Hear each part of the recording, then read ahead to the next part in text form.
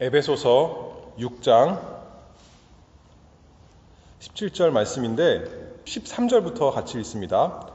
에베소서 6장 13절부터 17절까지 말씀 같이 읽습니다. 그러므로 하나님의 전신갑주를 취하라.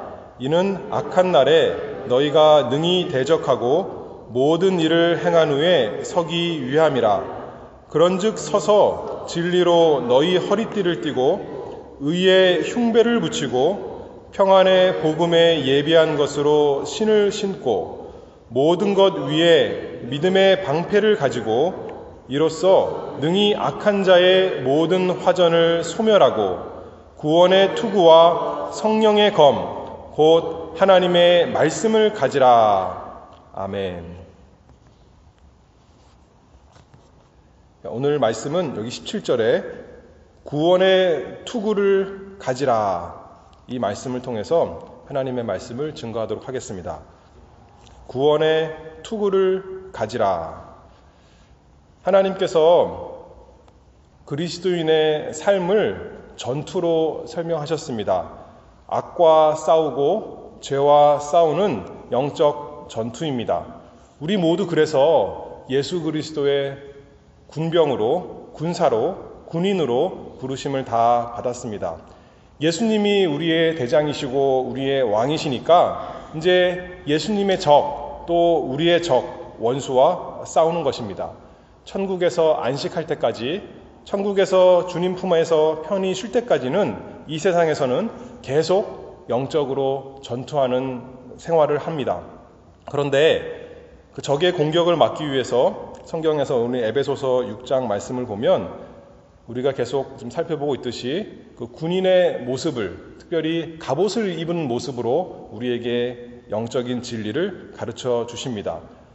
원수가 쉬지 않기 때문에, 우리의 전투가 밤낮 없기 때문에 우리가 이 하나님의 전신갑주를 벗을 날이 아직은 아닙니다. 하나님의 전신갑주를 취하라. 하나님의 전신갑주를 입으라 그러셨는데, 지난 시간에 잠깐 복습을 하면 첫 번째로는 무엇을 입으라고 하셨습니까? 진리로 너희 허리띠를 띠라. 하나님의 말씀, 예수 그리스도의 그 진리의 말씀을 우리가 가져야겠죠. 두 번째로는 의의 흉배를 붙이라. 가슴에 하나님께서 믿음을 통해 주신 그 예수 그리스도의 의를 잘 붙들어야겠습니다. 세 번째로는 평안의 신, 그리스도를 통해서 이루어주신 하나님의 평강으로 우리가 어떤 흔들림에도 흔들리지 말고 견고하게 서 있을 수 있어야 됩니다. 또 지난 시간에는 믿음의 방패를 가지라. 믿음의 방패, 우리 믿음의 대상이신 예수 그리스도를 우리의 방패로, 십자가에서 죽으시고 부활하신 우리 예수 그리스도만 우리의 방패로 믿고 붙들고 의지하고 나아가라 말씀했습니다. 그리고 오늘은 구원의 투구를 가지라. 구원의 투구에 대해서, 오늘은 구원의 확신에 대해서 하나님의 말씀 증거하도록 하겠습니다. 지금까지 이 여러 가지 갑옷, 어떤 한 부분들을 말씀했는데 어떻게 보면 가장 중요한 부분을 오늘 말씀하는 것이다 라고 생각할 수도 있습니다. 왜냐하면 팔다리나 또 다른 여러 군데는 공격을 맞아도 그렇게 치명적이지 않지만 가장 치명적인 곳이 어디예요?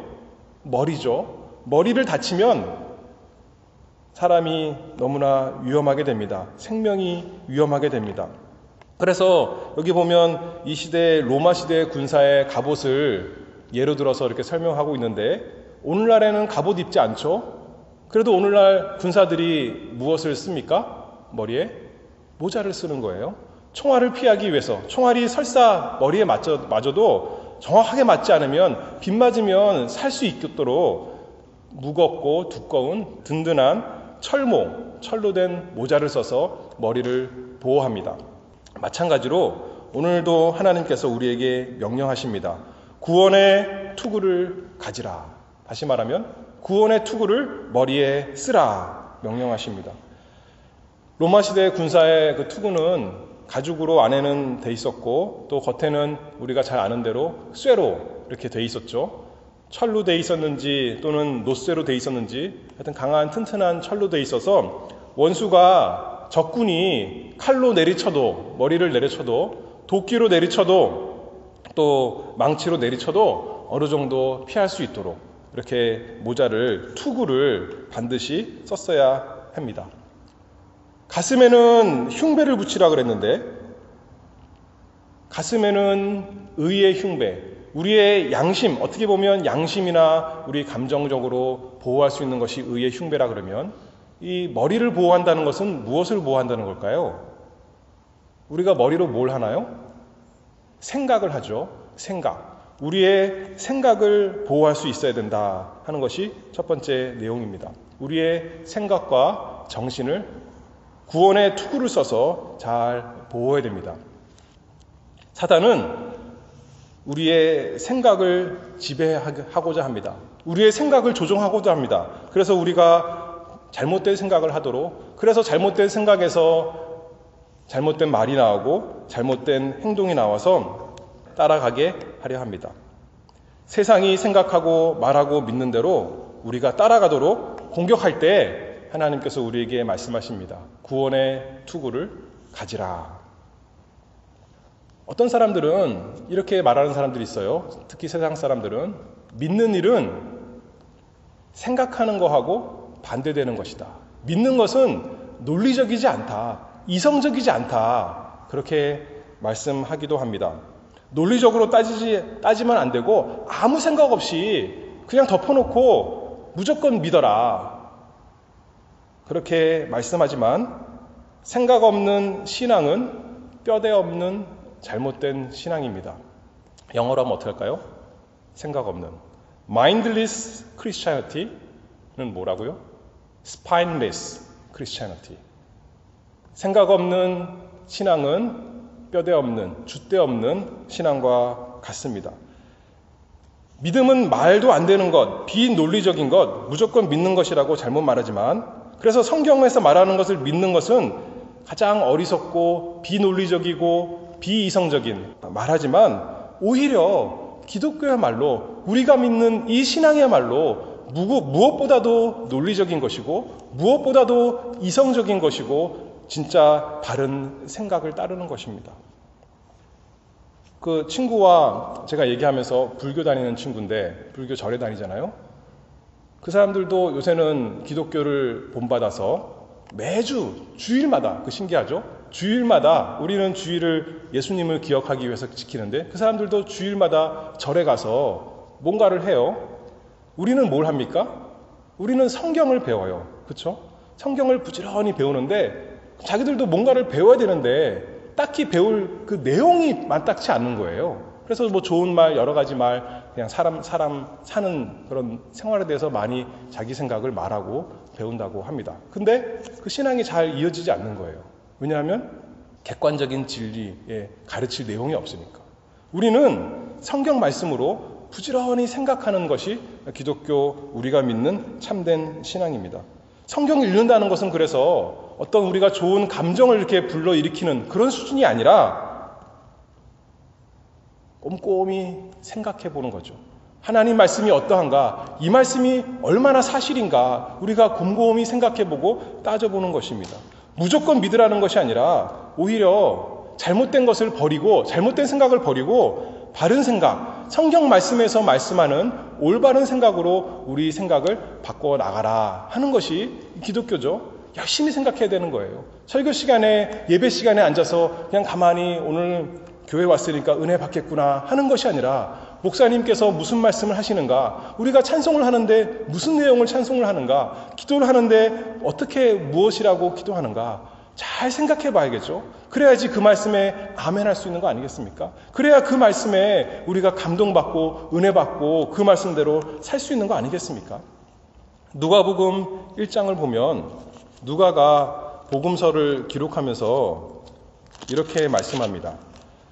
우리 중에 이루어진 사실에 대하여 누가복음 1장 1절부터 보면 처음부터 말씀의 목격자 되고 일꾼된 자들의 전해준 그대로 내력을 저술하려고 붓을 든 사람이 많은지라 그 모든 일을 근원부터 자세히 미루어 살핀 나도 데오빌로 각하에게 차례대로 써보내는 것이 좋은 줄 알았노니 이는 각하로 그 배운 바의 확실함을 알게 하려 함이로다.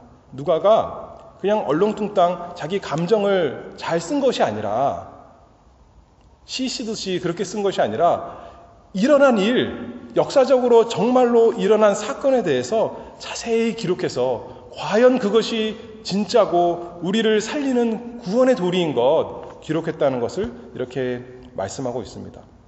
우리의 신앙은 그래서 역사적인 사실에 기초하고 논리적인 것에 기초합니다. 그래서 신학교를 가서 신학을 배우잖아요. 논리가 있는 거예요. 말도 안 되는 것이 아니라 사람이 부지런히 생각해서 알 수가 있고 믿을 수가 있습니다.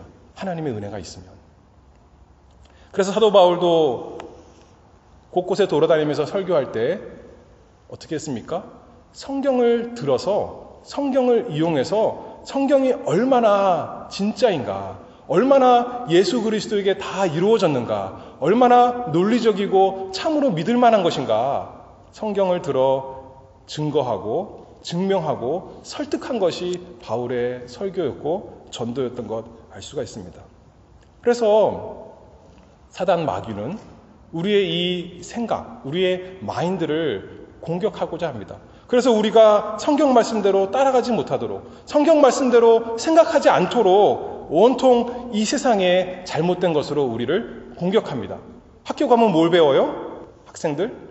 진화론을 배워서 마치 세상이 우연히 생긴 것처럼, 저절로 생긴 것처럼 그렇게 마귀가 우리의 생각을 공격하지만 하나님께서 창세기 1장 1장에서 말씀하시죠. 태초에 하나님이 천지를 창조하시니라.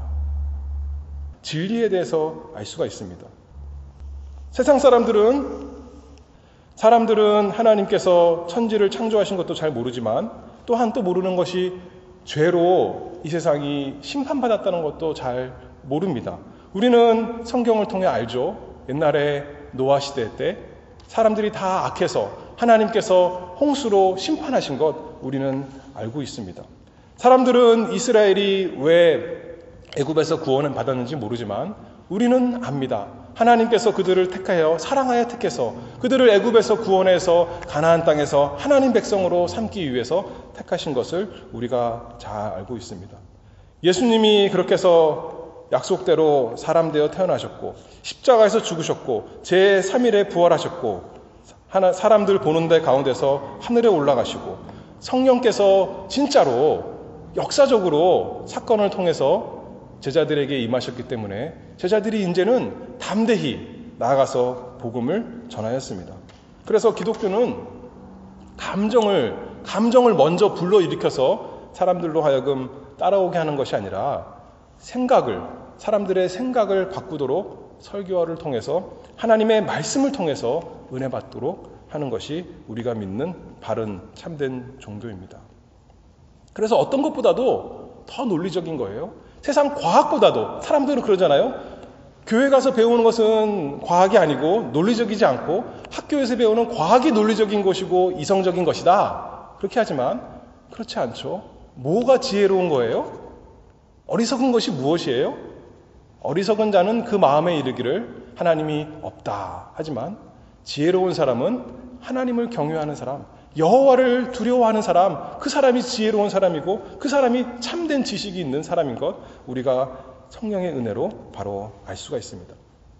하나님께서 우리에게 역사하시면 우리가 이제 깨닫게 되는 거죠. 우리의 구원의 투구를 쓰게 되는 것입니다. 구원의 투구를 쓰고 이제 사단이 아무리 잘못된 비뚤어진 비논리적인 비이성적인 것을 가지고 우리를 공격하더라도 우리는 든든히 서 있을 수가 있습니다.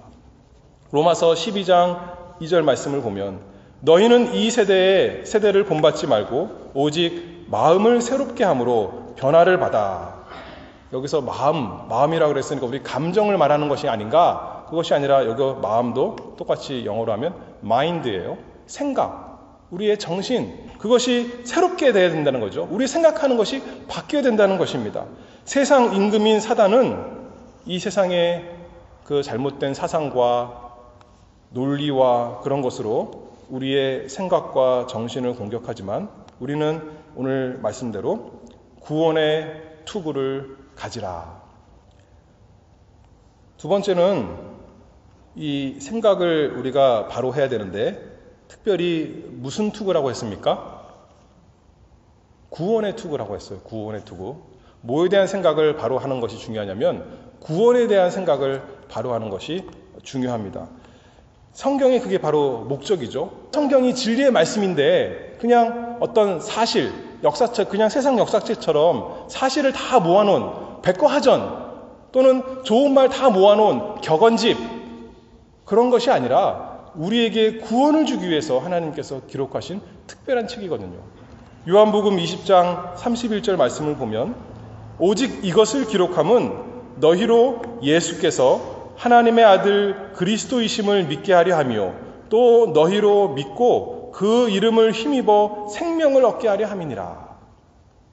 성경을 열심히 연구하는 신학자들이 많이 있는데 만약에 이 성경을 읽고 연구해서 그리스도를 믿고 영생을 얻지 못한다면 그 사람들이 하는 모든 수고가 헛된 것이죠.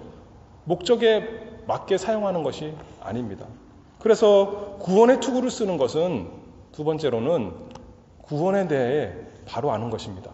성경에서 말씀하는 대로 구원을 바로 이해하고 바로 믿는 것입니다. 이사야 26장 3절 말씀을 보면 주께서 심지가 견고한 자를 평강의 평강으로 지키시리니 이는 그가 주를 의뢰함이니라.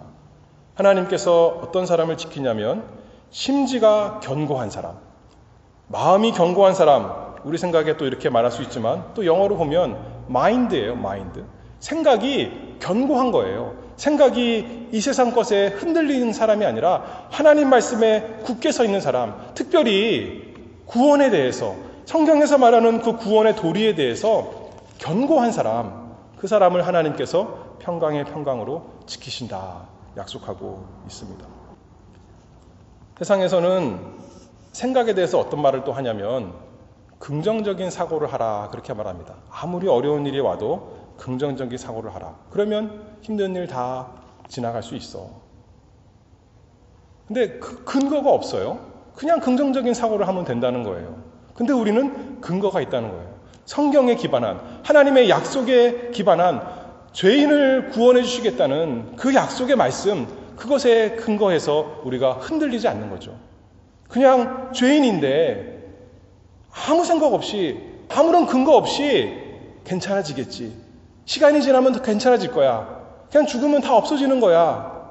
그렇게 해버린다면 아무리 긍정적인 사고를 한다고 해도 자기를 구원할 수 없습니다.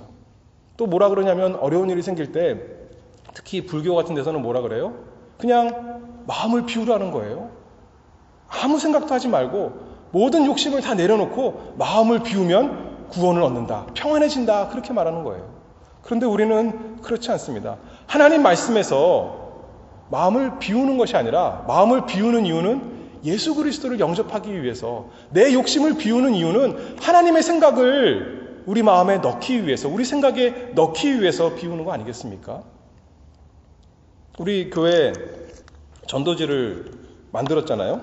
근데 이거를 얼마나 잘 쓰시는지 모르겠지만 여기에 보면 성경이 증언하는 복음에 대해서 이렇게 5가지로 잘 설명을 해놨습니다.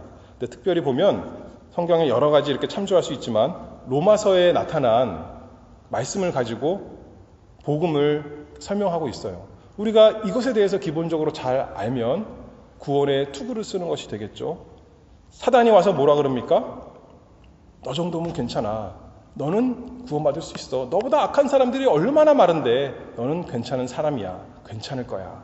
라고 말하지만 로마서 3장 16절 10절에서 뭐라고 그랬습니까? 의인은 없나니 하나도 없으며 모든 사람이 죄를 범하였음에 하나님의 영광에 이르지 못하더니. 그 말씀으로 우리의 구원의 투구를 써야 됩니다. 또 뭐라 그래요?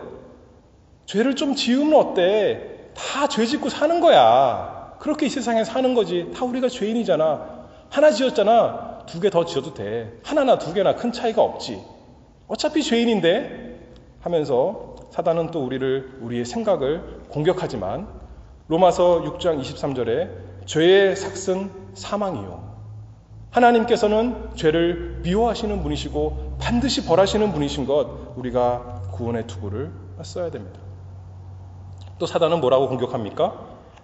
너 같은 죄인을 하나님께서 구원해 주시지 않을 거야.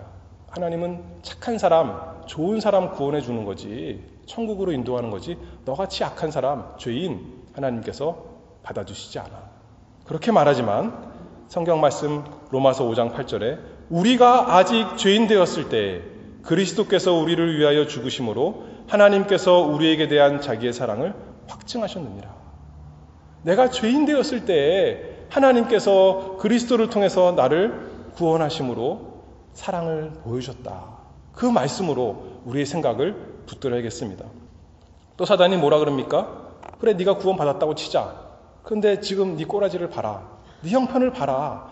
아직도 네 마음속에 나쁜 것이 많고 아직도 네 말에 독소가 들어있고 행동하는 것이 악한 것이 나오는데 아직도 죄가 가득한데, 그런데 하나님이 너를 버리시지 않았을까? 네가 과연 구원받은 사람이야? 라고 말하면 우리는 로마서 10장 9절 말씀에 내가 만일 내 입으로 예수를 주로 시인하며 또 하나님께서 그를 죽은 자 가운데서 살리신 것을 내 마음에 믿으면 구원을 얻으리니.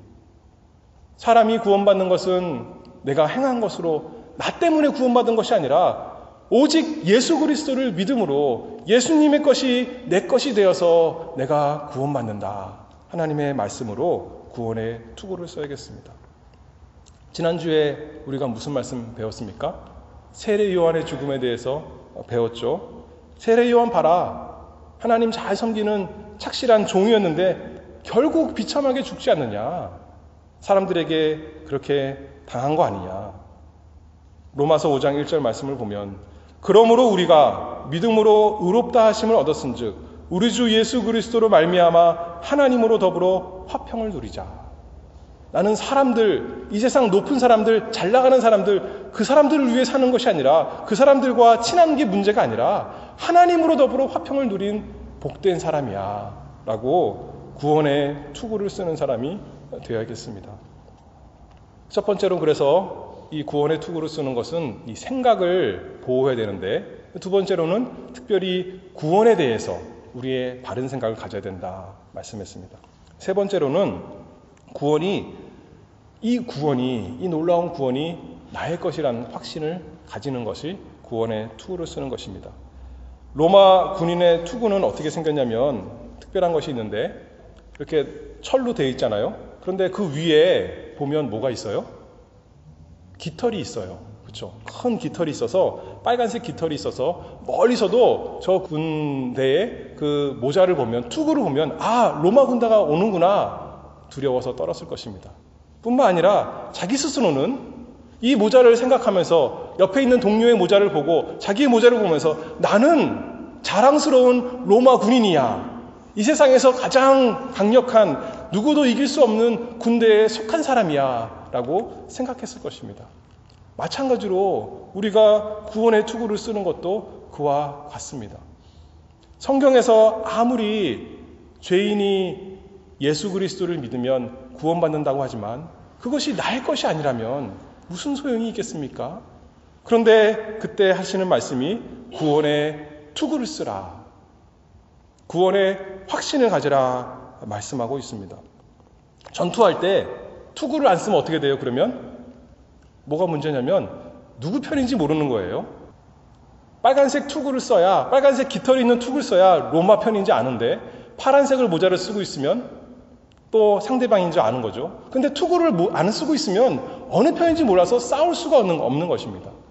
구원의 투구를 쓴다는 것은 내가 누구 편인지 분명히 안다는 거죠. 내가 세상에 속한 사람인가 아니면 하나님께 예수 그리스도께 속한 사람인가, 내가 과연 예수 그리스도의 군병인가, 거기에 확신이 있어야 나가서 싸울 수가 있습니다. 누구 편인지 모르면 어디에다 총을 쏩니까? 남쪽으로 쏩니까? 북쪽으로 쏩니까? 앞으로 쏩니까? 뒤로 쏩니까? 알 수가 없는 거죠. 누구랑 싸웁니까? 구원의 투구를 쓰고 내가 예수님께 속한 사람이다. 나의 사령관은 우리 예수 그리스도고 나의 대장도 우리 예수님이시고 여기 내 동료들과 함께 똑같은 투구를 쓴 사람들과 함께 원수 마귀와 우리의 죄와 싸우고 있다. 그 확신이 있어야 됩니다. 요한일서 5장 13절 말씀을 보면 내가 하나님의 아들의 이름을 믿는 너희에게 이것을 쓴 것은 너희로 하여금 너희에게 영생이 있음을 알게 하려 함이라. 하나님 말씀을 쓰신 이유가 뭐라 그래요? 우리에게 영생이 있음을 알게 한다. 확신을 주기 위해 썼다는 거예요. 확신이 있을 수 있다는 거죠. 죄 많은 사람인데 어떻게 확신을 할 수 있을까요? 나는 여전히 죄인인데 어떻게 나에게 구원이 이루어지는 것을 확신할 수 있나요? 성경 말씀에서 예수님께서 의인을 불러오신 것이 아니라 죄인을 불러 회개시키려고 오셨다. 그 말씀을 붙드는 거죠. 내 상태를 보고 내 처지와 형편을 보고 확신을 얻는 것이 아니라 하나님의 약속의 말씀을 붙드는 것입니다.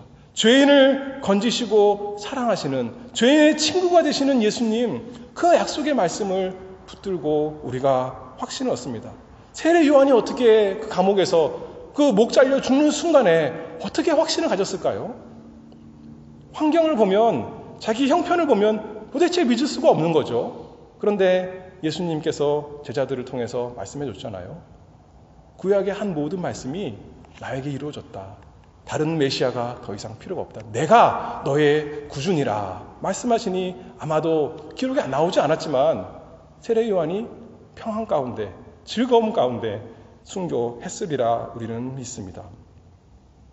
그래서 구원의 확신은 내가 무엇을 했는가, 내가 하나님을 위해서 무엇을 했는가에 있지 않고 하나님께서 나를 위해 무엇을 하셨는가, 거기에 확신을 우리가 가질 수가 있습니다.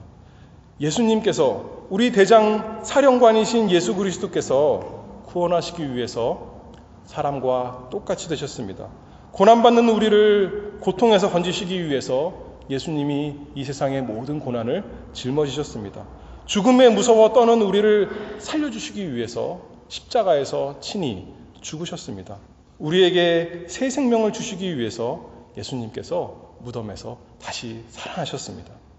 우리를 하늘나라로 이끌기 위해서 예수님께서 하늘나라에 먼저 들어가셨습니다. 그것을 믿는 거죠.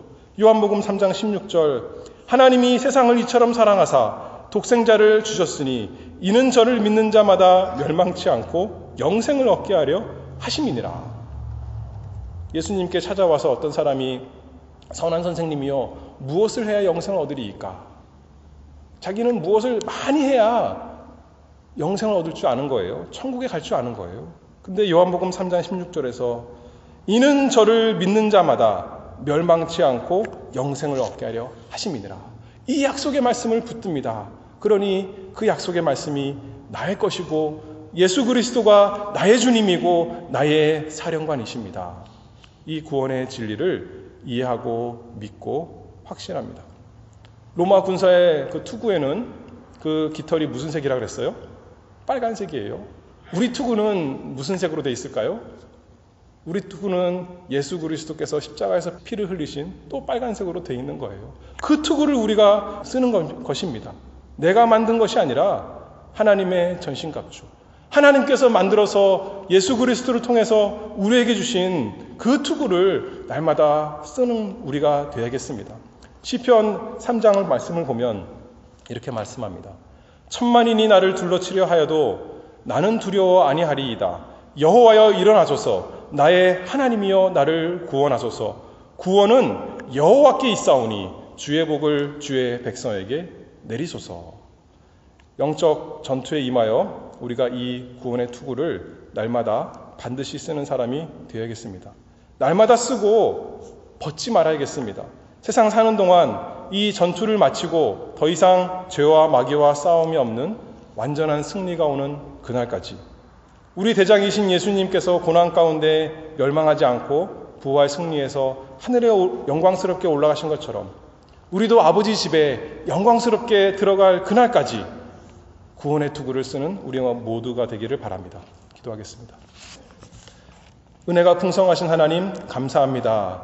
저희에게 하나님의 말씀을 주시고 그 은혜의 복음의 말씀을 저희에게 알게 하시고 믿게 하시고 확신 가운데 살게 하시니 감사합니다. 하나님께서 저희에게 구원의 투구를 쓰라 명령하셨사오니 저희가 날마다 쓰기를 원합니다. 구원의 투구, 하나님 말씀, 복음에 약속한 그 예수 그리스도의 구원을 날마다 의지하고 붙들고 자랑하고 살아가는 구원의 투구를 쓰는 저희가 되도록 은혜 내려 주시옵소서. 예수 그리스도의 이름으로 기도하옵나이다. 아멘.